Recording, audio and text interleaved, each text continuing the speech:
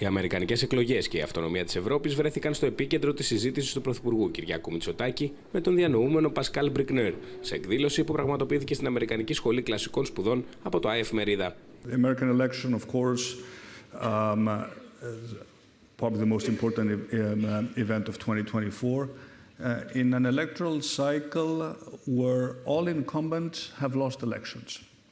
So I think this should tell us something about the difficulties of dealing with the cost of living crisis, in spite of the fact that the headline figures of the US economy have been rather positive.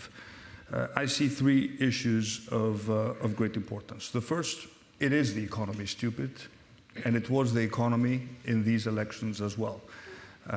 Because a lot of people felt that the cost of living crisis was just too important, too big to ignore. The second issue which we cannot ignore is immigration. Immigration played a huge role. Essentially, the whole border management system of the US collapsed during the Biden years.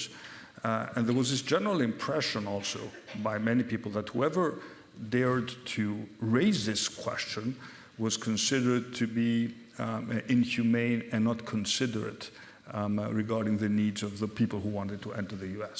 So what started in its profound logic as a system to accommodate a few people fleeing war and persecution essentially became a carte blanche for anyone to enter into the US. The issues of identity did play an important role. This sense by many people that the educated elites were only talking about issues related to culture and identity and not talking about their problems. We have to add also a few traits particular to Donald Trump. He made an excellent campaign. He broke all the codes, even the codes of politeness. He's a showman, as we don't have anywhere in the world. He can dance on stage. He insults his opponent, and I would like to stress on